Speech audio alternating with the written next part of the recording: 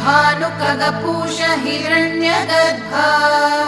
मरीच्यादित्य सवितर्क भास्करेभ्यो नमः।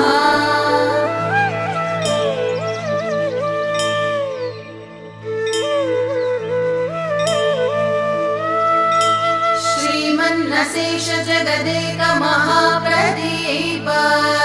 सच्चेतनाप्रद जगद्धित कृत प्रताप तेजस्वरूप करजाल विमृष्ट पाप मित्रान्वहं मम विभो कुरु सुप्रभातम्। ऐश्वर्यमीश दिश पावकरूप वह्ने ज्ञानं च देहि परमेश्वर रूप शम्भो मोक्षं प्रयच्छ च जनार्दन रूप विष्णो नीरोगतां दिश रवे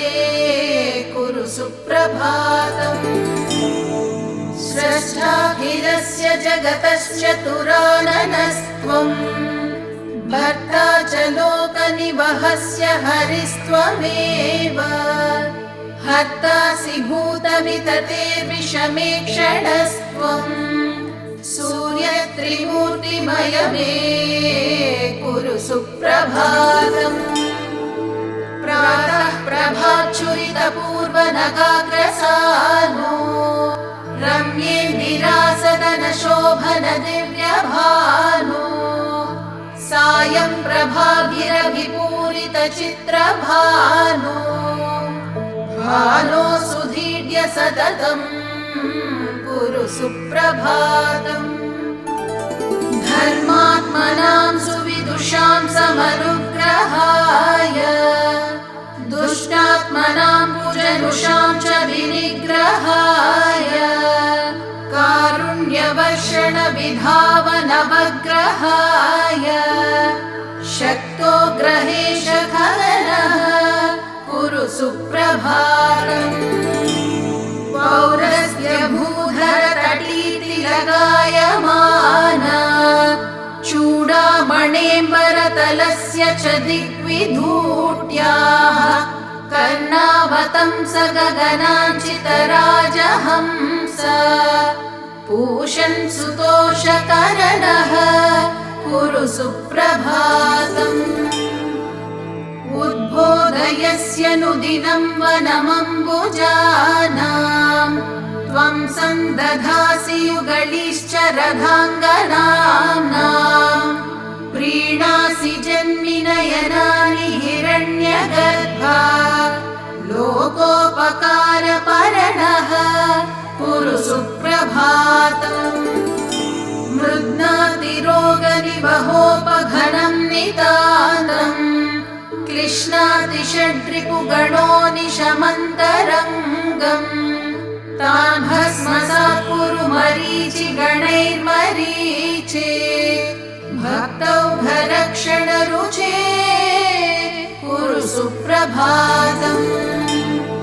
येषां पराञ्चिकिलखान्यतृणत्स्वयम्भू स्वां वह्निपिण्डमतुलं खलु मन्वते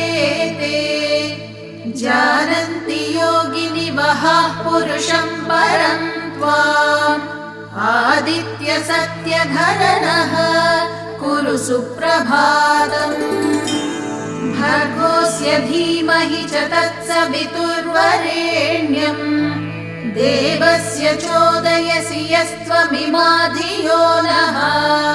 सुषेहि वाञ्छितफलं समुपाश्रितानां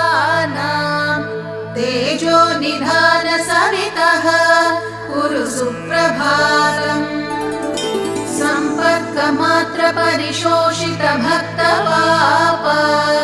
पुत्रद्वयी विहितकर्कशतापहारिन् भ्रान्तस्य मर्कटशिशोः सुफलायितार्क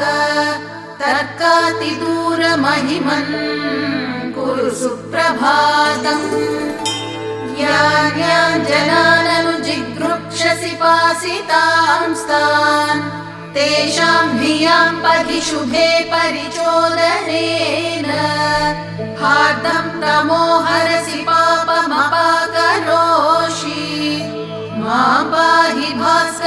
विभो कुरु सुप्रभातम् ध्येयः सुवर्णमय आपणखादिरण्यश्मश्रूर्हिरण्यमय केशयुतोऽब्जनेत्रः पापापहो निज सुमण्डलमध्यवर्ती साक्षी त्वमेव भगवन् कुरु सुप्रभातम् उद्यन्मरीचिचय रञ्जितपूर्वसिन्धो नानारुजातितजनावनलोकबन्धो रोगादिहेतुकृमिजालविनाशकाङ्घ्रे कोऽन्योऽभिषङ्गममरवे कुरु सुप्रभातम् दृष्टैव यन्तु अरुणस्य शुभां प्रभां ताम् नक्तं चराः सपदि दिक्षु विदिक्षु लीनाः अन्ये जनाश्च नितरां तव दर्शनोत्काः लोकैकलोचन विभो कुरु सुप्रभातम् पञ्चेन्द्रियाणि च धियः करणानि पञ्च कर्मेन्द्रियाणि च मनोजनि मद्गणस्य त्वं देव जीवयसि रोगमपाकरोषि सर्वान् समेधयसि नः कुरु सुप्रभातम् उद्यन्महाभुवनमित्रमहास्त्वमध्य रोहन् दिशं सुरगणाध्युषितामुदीचीम् हृद्रोगमाशु हरिमाणमपाकुरुष्व नीरोगतां तनुहि मे कुरु सुप्रभातम् कालो ह्यखण्डवपुरेश गतागतैस्तम् मासत्तु वत्सरमुखैर्विभिनत्सि भेदैः सर्वानुदंश परिवर्त्य करोषि नित्य नूत्नं चराचर जगत् कुरु सुप्रभातम् शर्म प्रधा किल जगज्जनकर्म साक्षिन् वर्मायितांशु गणपञ्जरकाश्रितानाम् धर्मात्मरक्षण चण प्रणवादिदेव रोगौघनाशन रवे कुरु सुप्रभातम् शक्तिं हि येषु निददास्य विचिन्त्य शक्ते लोकोत्तरां स्थितिमिहाप्नुवते तुलां ते तामेव येभ्य उपसंहारसीशते स्युर्निः सारजीवनविधाः कुरु सुप्रभातम् रोगान् प्रशामयसि देवधिनोषिकायम् चित्तं प्रसादयसि शान्तियुतिं तनोषि पापं धुनोषि परमं विगुणोषि तत्त्वम् ब्राह्मी स्थितिं दिशसि नः कुरु सुप्रभातम् यद्वत्तमोऽनुदति ते प्रथमांशु वातः येधांसि भस्म कुरुते च यथाग्निघातः ज्ञानं तथैव कुरुते किल कर्म भस्म तद्धेहि कर्म दहनं कुरु सुप्रभातम् मुक्तेषु वद्व्रजसि भास्कर नैमिषार्धे द्वाविंशतिं किल शतान्यपि योजनानाम् त्वामेधनेयमुपयातु ततोऽपि शीघ्रम् उल्लाघयाशु भगवन् कुरु सुप्रभातम् या देवता अपि हि नीच जनप्रयुक्ताः क्षुद्रागदान् बहुविधान् जनयन्ति देहे एतत् कियत्तव रुजां हरणं त्रिमूर्ते रुद्रोगमाशु हर मे कुरु सुप्रभातम् दोषं मदीय हृदये नयने च दोषं श्रुतौ क्वचि च दोषमथापि नश्यम्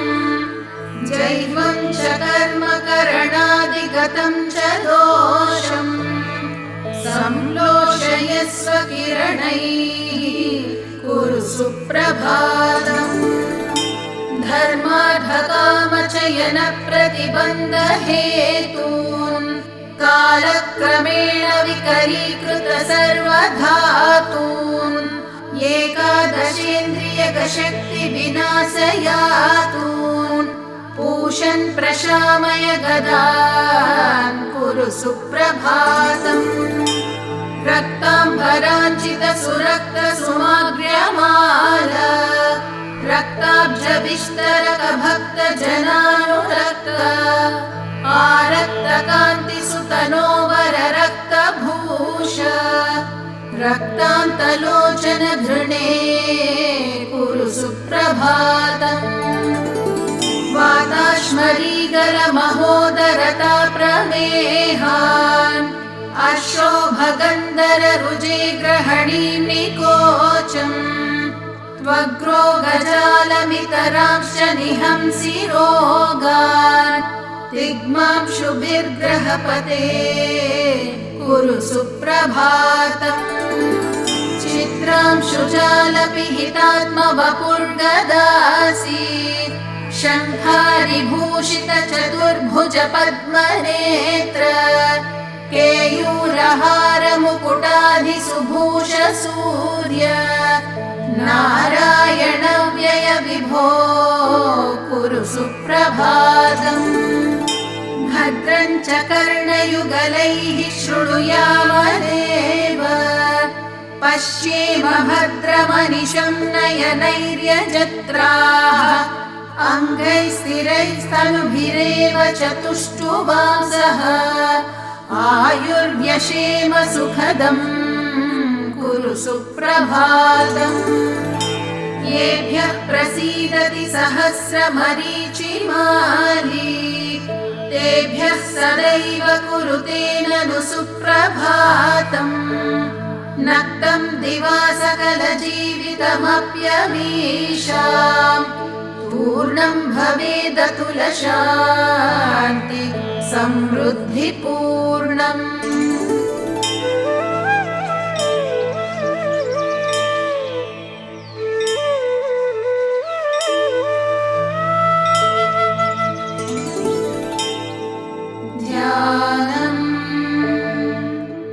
ध्यायेत् सूर्यमनन्तकोटिकिरणं तेजोमयं भास्करम्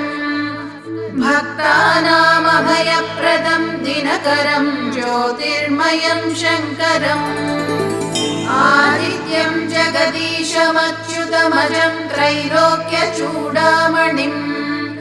भक्ताभीष्टवरप्रदं दिनमणिं मार्ताण्डमाद्यं शुभम् कालात्मा सर्वभूतात्मा वेदात्मा विश्वतोमुखः जन्म मृत्यु जरा व्याधि संसार भयनाशनः ब्रह्मस्वरूप उदये मध्याह्ने तु महेश्वरः अस्तकाले स्वयं विष्णुः त्रयीमूर्तिर्दिवाकरः एकचक्ररथो यस्य दिव्यः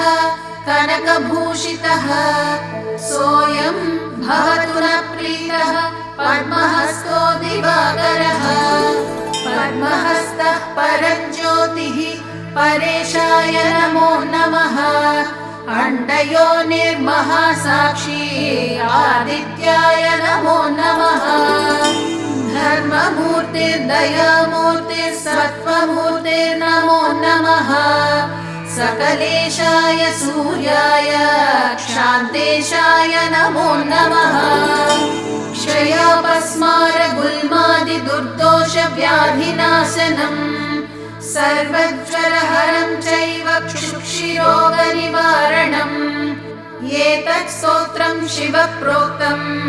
सर्वसिद्धिकरं परम् सर्वसम्पत्करं चैव सर्वाभीष्टप्रदायकम् सर्वसम्पत्करं चैव सर्वाभीष्टप्रदायकम्।